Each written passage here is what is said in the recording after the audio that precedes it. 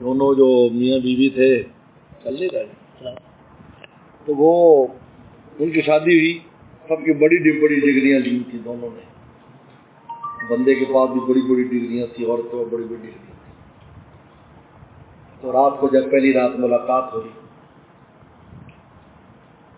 तो बीवी ने कहा कि माफ करना, बहुत लंबा मैंने वक्त गुजारा है पढ़ाई में, तो मेरे बाल मुतासर हैं, तो अगर तुम इजाजत दो तो मैं भी उतार दूं। मैंने कहा कोई बात नहीं। उसने भी उतारी तो नीचे से गंजी थी, बाल थे ही नहीं, उनके पुरसे लंबे लंबे कोर्स करके बाल खा रहेंगे। आपने कहा तुम मुझे माफ करो, मेरा भी यही हाल है, उसने भी अपने बाल काट कर। उसके बाद उस औरत ने कहा वो मेरा एक्सीडेंट हुआ था, आप माफ करना, मेरी ये टांग जो है ना वो दूसरी लगी है, तो उसने खोल कर पेच टांग साइड पर रख।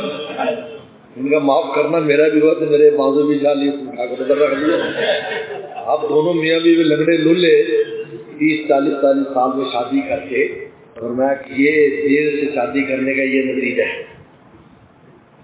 ये अल्लाह ने उम्र रखी है, इसलिए हुजूर सल्लल्लाहु अलैहि वसल्लम की 25 साल में शादी हो गई, आइडियल उम्र है।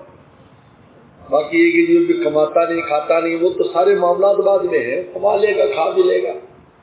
शादी का इस तरतीब से खास ताल्लुक नहीं खाने पीने का। हाँ, बस रिश्ता ऐसा तलाश करो जो बहुत डिमांड न रखते हो, गुजारा करना जानती हो बच्ची, बस। और बच्चियों को तो इससे भी कम उम्र में करनी चाहिए, 18 साल से बस कोशिश शुरू कर दे कि उनकी शादी हो जाए। अब लंबे लंबे कोर्स बच्चियां कर रही हैं, और फिर यानी वो इस तवील अरसा अकेले रह रह कर फिर शादी पर तैयार नहीं होती। कितने मेरे पास केस आते हैं कि बच्ची ने कहा कि मुझे और पढ़ने दो, अब इतनी बड़ी डिग्री ली, अब उस डिग्री वाला बंदा भी नहीं मिलता, और अब उसको शादी की जरूरत भी महसूस नहीं करती, क्योंकि हर चीज की एक वक्त होता है, उसके बाद नहीं। हम कहते शादी नहीं करते, अब क्या करें, आप तो आप थोड़ा बीचते, आप तो कहते नहीं मुझे नहीं करते, और मैं अच्छी ठीक हूँ, मैं अच्छी नौकरी कर रही हूँ, अच्छी जॉब कर, मैं क्यों बर्बाद हूँ। बहरहाल इस्लाम के फितरी निज़ाम है, इस पर अमल करना चाहिए। चलो भी बस मजलिस खत्म करो, मजलिस खत्म।